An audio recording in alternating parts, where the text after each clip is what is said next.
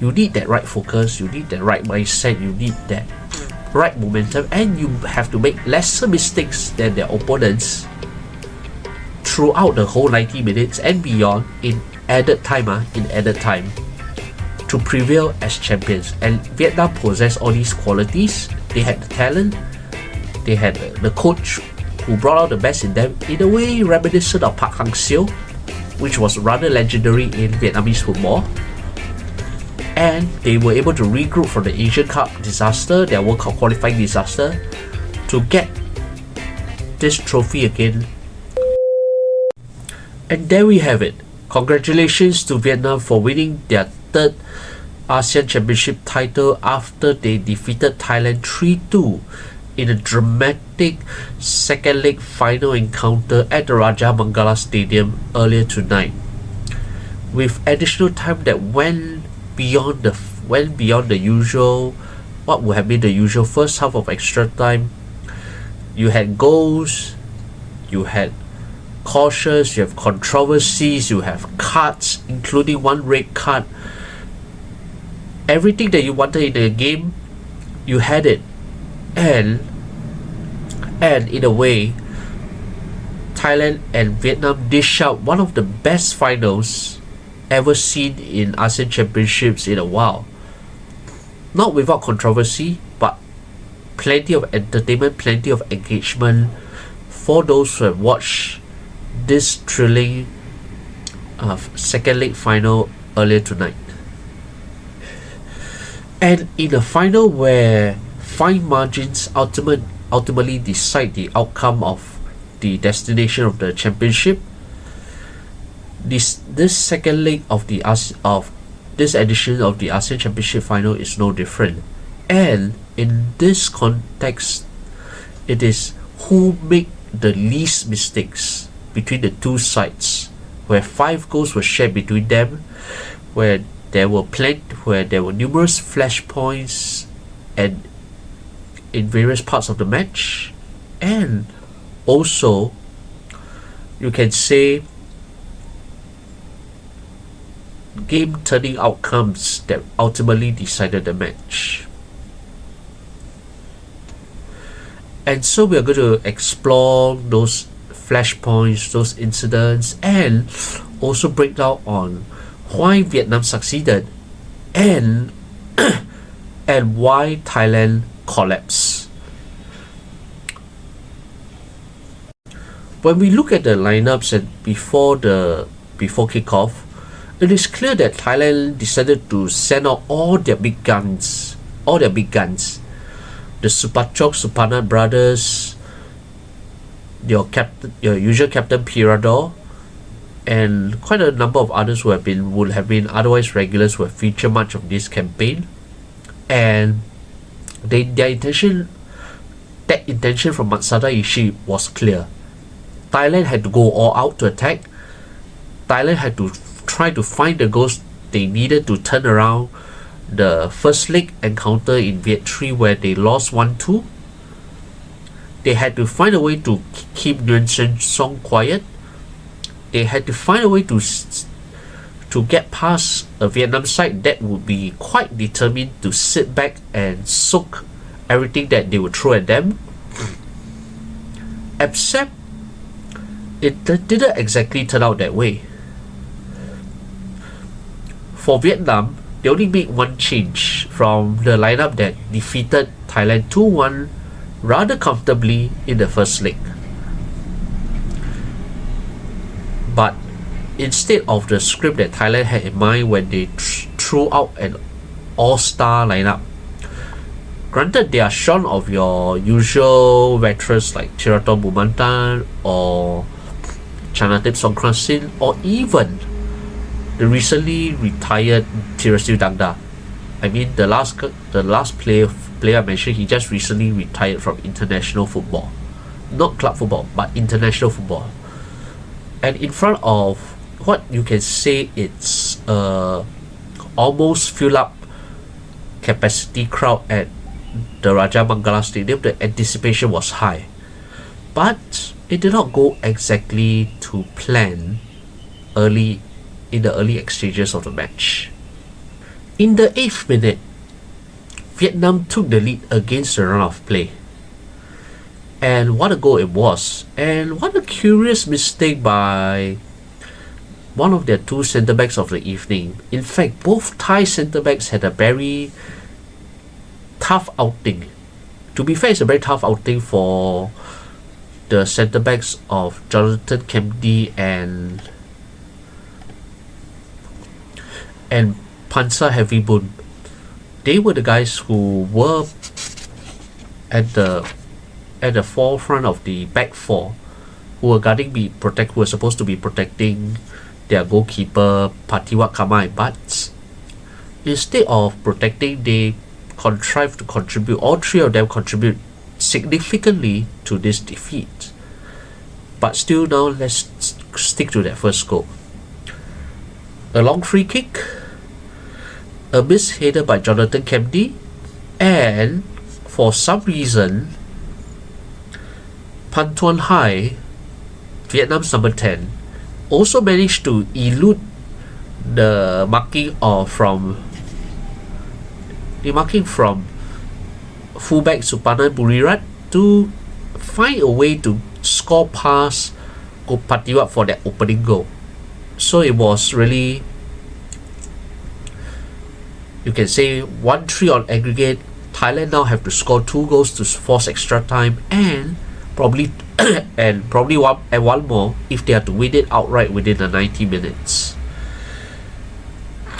Well, Thailand continued to attack, but the thing is, Vietnam is not known for having the tightest defense in this ASEAN Championship for nothing. Prior to this game, Vietnam had only conceded 4 goals. 4.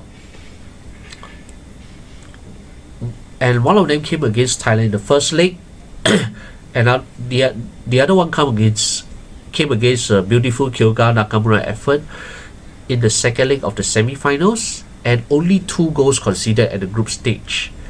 And sometimes, as they say, tight defenses win championships, and that would prove to be quite crucial because although nominally starting with a 3-4-3, it is quite obvious to see that Kim Sung-sik had a very watertight defensive plan in mind when Vietnam are without the ball, particularly in their own third, where you can see straight away, outright that you got 5 at the back and 4, the second line of 4 forming the midfield line be in front of the back 5.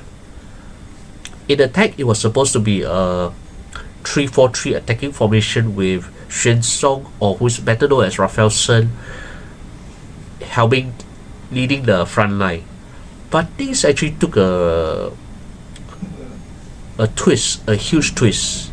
For many other teams, it would have been the biggest blow for the biggest stage of their careers if their key striker is injured for the final. Already coming into this match with 7 goals, 7 in just 4 appearances, he has proven to be a handful for Myanmar, Singapore, and now Thailand. But unfortunately, it was not a Thai defender who caused this. I think it was actually during late on, in the first half, and close just after the half hour, when Xuan Song, when he was trying to reach to burst through and make the cross, and once he made the cross on the right side of in the Thai box, that he felt a sharp pain and he had to be stretchered off. And with that, when he was later found out that he had actually suffered an anterior cruciate ligament injury, which is going to rule him out of club and international football action for a number of months, which is really a big pity. I mean, for the Brazilian-born striker who has contributed significantly to earn both the top scorers award and the most valuable award for this edition of ASEAN Championships in just 5 appearances, after making his debut in that game, in the home game against Myanmar, where he scored 2 and contributed 1 or 2 more in the final demolition at home that sent the Vietnam fans giddy with high hopes. But even before that injury, Thailand did manage to find timeline, and I think that was one of the rare few times where the Vietnamese defense did crack a little under pressure. It's like a poor clearance. Sometimes you can't even just clear the ball just outside the box. Just outside the box is insufficient, especially if the opponent like Thailand possess a few players who are capable of shooting from just outside the box. And a poor clearance really did happen. Ben Davis just stepped up and smashed the ball low beyond the Vietnamese goalkeeper reach to make it 1-1, and the contest was on. 2-3 on aggregate, game on. Still, things continue to remain interesting even after Shin Song's injury, where Nguyen Thanh Linh had to come on for the rest of this match. If the loss of Shin Song had been significant, it would probably have dampened Vietnamese spirits, but as it turned out, there's more than just that. As the second half resumed after the break, 1-1 at the break, it was very evident that after Shin Song suffered his unfortunate injury, that Thailand managed to find another gear and pile a lot of pressure into the Vietnamese goal, laid siege on it literally.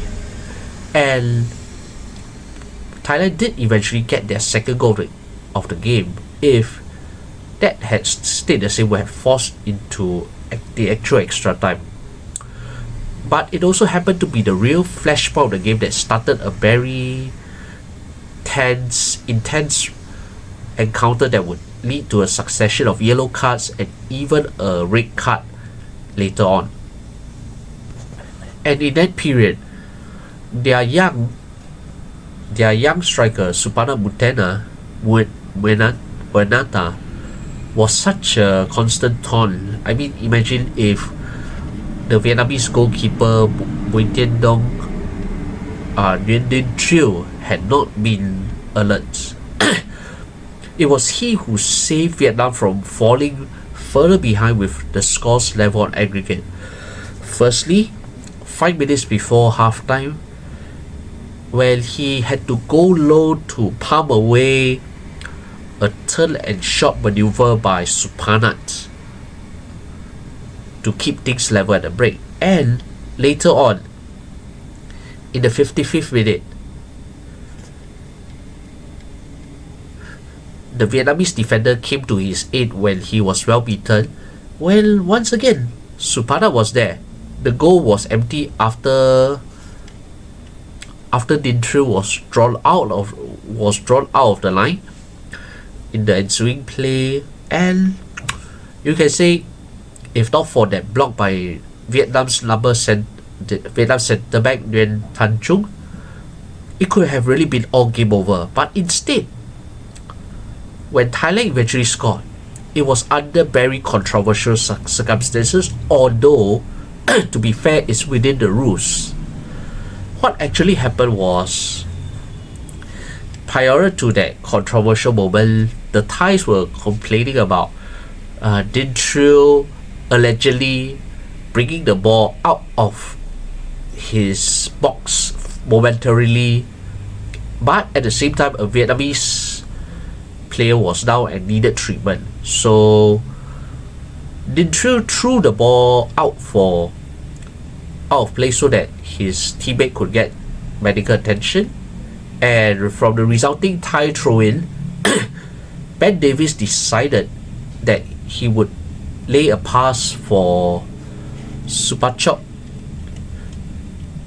Sarachat to actually attempt a rather audacious, you can say within 30 to 40 yards, that long-range curling effort that zips straight into near the top corner of the Vietnam goal. Curiously enough, I think the Vietnamese defense themselves had to blame.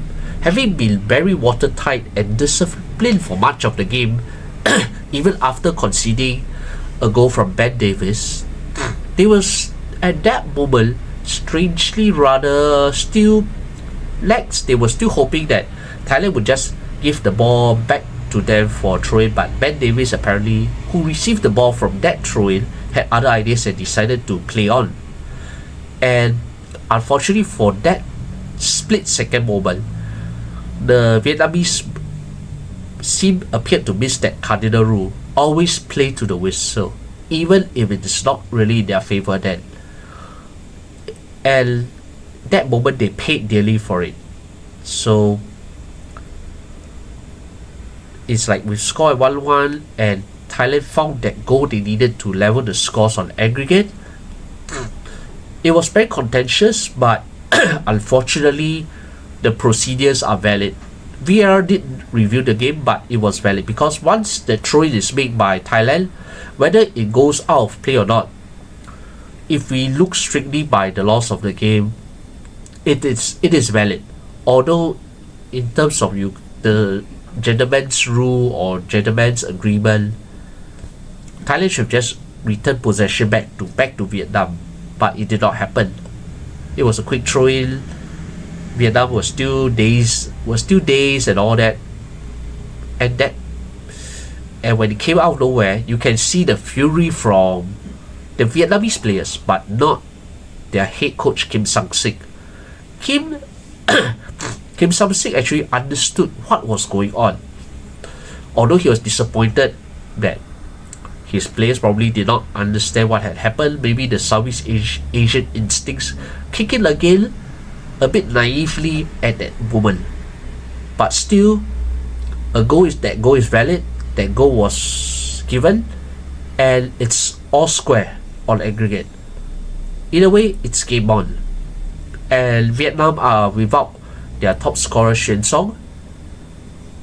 So it's a massive challenge to see whether they are able to find ways to overcome this challenge without their injured top scorer, or are they going to mentally collapse from there?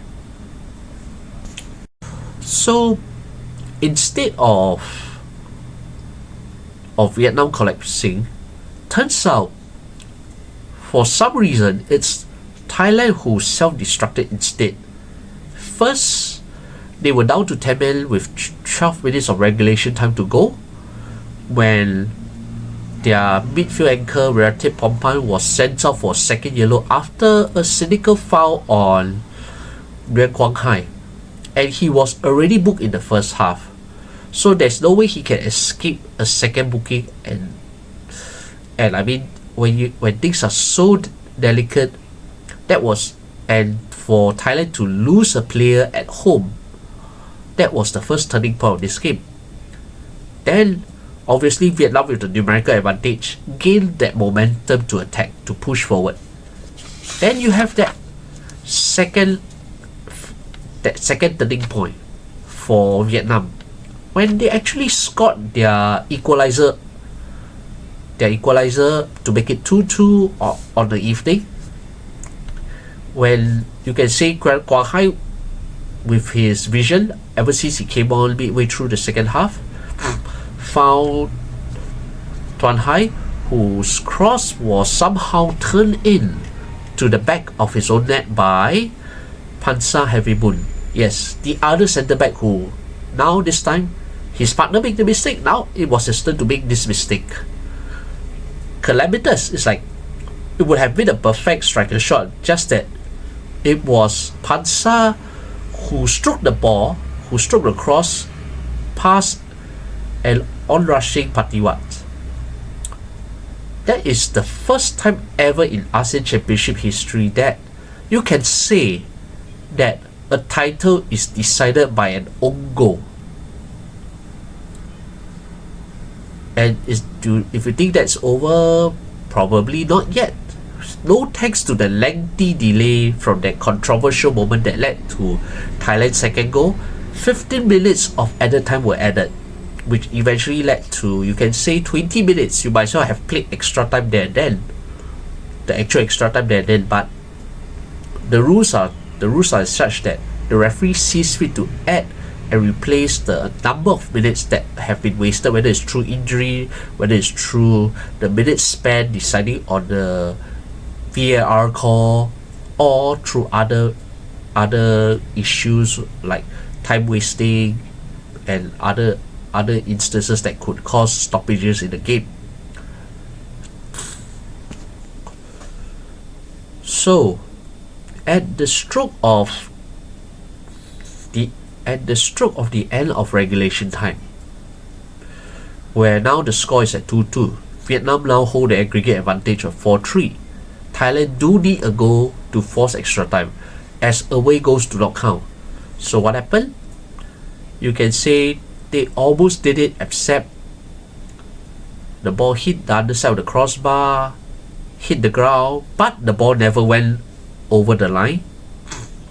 It just bounced out. Very unfortunate, but I think there's something here that you are seeing. Even as the Thais got desperate, that red card, that desperation, or the mistake that led to their own goal, that mistake that led to the first Vietnam goal. The Thai national team players are not of this generation are not exactly the same as that of their predecessors or even their seniors who were not involved in this tournament.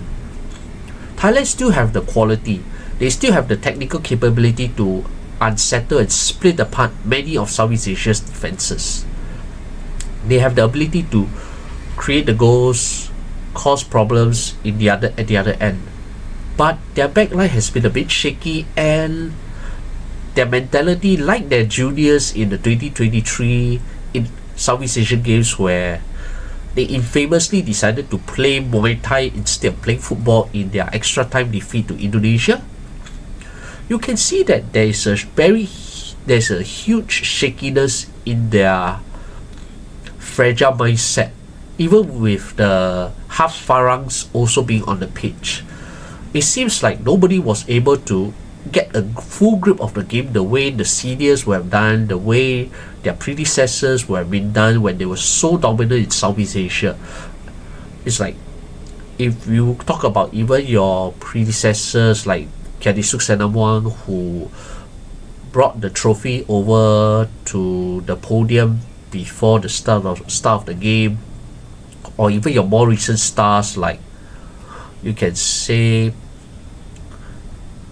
let me see, Tirasil, you have your China Tips, Tiraton was there, and I think even a few new stars here and there, but or the Bersiap United first choice goalkeeper. But this current generation of Thai national team players and the juniors is like, they're so fragile. Mentally, they're so fragile. It's not like the game where against Singapore, where their eventual better technical ability showed after falling 2 goals behind and putting one back just before halftime. So they had one or two escape acts, but unfortunately, it's not going to be third time lucky for Thailand where their escape act was. So as you have it, it's like the moment a team cracks at this moment of stress, at this moment in a major point of a competition, in the final especially, advantage is going to be virtually handed to the other side, who is cracking much less on a platter. And in a way, it's like in the desperation to force extra time, they were unlucky with that shot that hit the underside of the crossbar and did not go over the line. Fair enough. Then just over the 15 minutes of added time where the Korean referee still had to add a few more minutes because of time wasting, because of injury and all that, Thailand got a corner kick, 10-man Thailand, including their goalkeeper Patiwat went up. And the thing is, the Vietnamese were confident enough in holding out, as you can see in their assuredness in their defending for much of the game, save for the first goal conceded. The second goal was rather controversial. They were in a way, they were at fault for their lapse at the moment, but otherwise they were still in control after that equalizer. Patiwat came up, goalkeeper, the corner went the corner was floated in, but it reached a red shirt instead, and there was a swift counter-attack, and the Thai goal was really empty, and Nguyen Hai Long had the simplest task. It's in a way like you can say akin to a 100-foot putt to the hole in golf. All he had to do is to stroke the ball accurately into the back of the net. And unlike the case where in the 2014 edition where Hassan Sani was really scrambling and sprinting back to try and prevent that late shot from Indra Putra Mahayudin to score in Singapore's eventual 1-3 defeat to arch rivals, causeway rivals Malaysia in the group stage. But T1 did not show that same spirit or urgency to do so. It's like mentally he sort of gave up after like he realized, oops, the defenders were also engrossed in trying to find that goal to force extra time that they forgot that their goal was well open for invitation for Vietnam to score. And the thing is, Vietnam would not waste that kind of opportunity. Who wouldn't? Even if it's from a distance, even if it's from just before the halfway line, why not? And that was what Vietnam did. And really, Thailand's keeper Kat Mana's situation is much worse than Singapore's in 2014. Much worse. And that was it. Game over. Vietnam had turned around to win 3-2. And you can say, beyond the score, much of the credit, I mean, you can say Nguyen Xuan Song being such a menace going forward, being such a huge presence where defenders found it hard to mark him. 1-on-1 was impossible. 2-on-1 was challenging. Even Thailand tried 3-on-1 in the first leg and it did not work too. It took an injury to take Xuan Song out of the picture. But still, overall, Vietnam showed the mentality to prove that why they were ASEAN champions for the third time. The first international trophy for South Korean coach Kim Sang-sik. Kim Sang-sik deserved a lot of credit for reviving the morale of the Vietnamese players after the rather disastrous reign of French manager Philippe Troussier earlier in 2024. And it was not an easy job. But another coach in the Vietnamese current coaching setup also deserves special mention. Their goalkeeper coach Lee Won-jae. Yes, the same South Korean goalkeeping icon who has won more than 100 caps as a player, was a star in the 2002 World Cup and 2010 World Cup finals, and had played and had done much service in the game of goalkeeping for South Korean and Asian football. And he was drafted to be Kim Sang-sik's goalkeeper coach for the Vietnamese. And having a good goalkeeper coach is important because only good goalkeeper coaches who had prior playing ability and experience, especially at the highest level. Lee Won-jae had played at the World Cup, so he was able to impart those capabilities, those lessons that he learned, that he had experience in, to the Vietnamese goalkeepers. In the past, Vietnam would have thought that they had only one first choice goalkeeper in Philippe Nguyen, but instead it was Dinh Trieu who came through to become the best goalkeeper in this tournament. Without Lee Won-jae's experience and inculcation, I think Vietnam could have had a much leakier defense that not even the best game plan can cover for. And I use that in reference to, in contrast to Lee Won-jae, Singapore has the useless Ramesh Pal Singh, a guy who has never played at international level, never played at club football, but managed to become the national goalkeeper coach of Singapore men's football team because of certificates, because of connections. And after Hassan Sani has retired, was never able to revive the confidence and abilities of Izwan Mahmood, who did well himself as the first choice goalkeeper of this ASEAN Championship under these circumstances. Yes, I'm using this comparison, but when it came to the goalkeeper part, having a good goalkeeper coach was as essential as having an equally good head coach of the team. And in that regard, Kim Sang-sik, Lee Won-jae played a vital defensive contribution in ensuring that Vietnam eventually only conceded 6 goals in 8 games, while finishing as second top scorers behind Thailand with 22 goals, I think. Yeah, 22 goals. That is a lot more than Singapore, who were the third highest scorers with just 8 goals, a huge gap, but still, Vietnam got the fundamentals right. Kim Sang-sik was not afraid to rotate players, to use the players as he saw fit for various tactical purposes.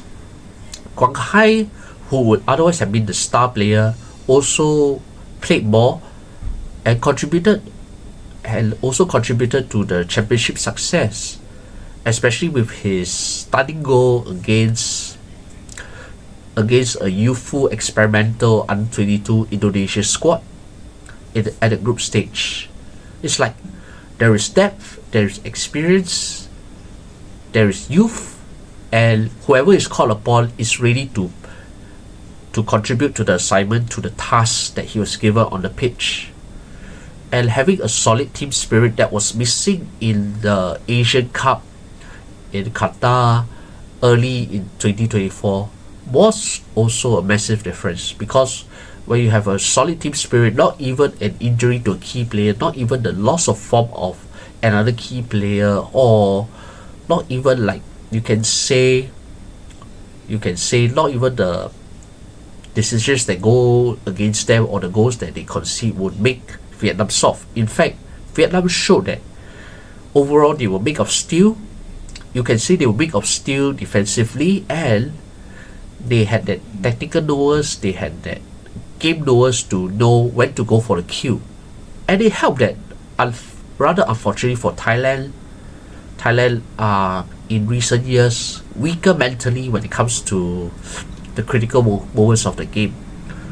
If the juniors can be so fragile as to start playing Muay Thai instead of playing football, and the seniors also losing their heads enough to just go for the equalizer and hope for the best instead of staying in control and utilizing their abilities to find a way past them, because they actually have the ability to unlock them as their predecessors had in the past decades, it's going to be a lot more difficult for Thailand to show that they are more than equal as one of the best national teams in Southeast Asia.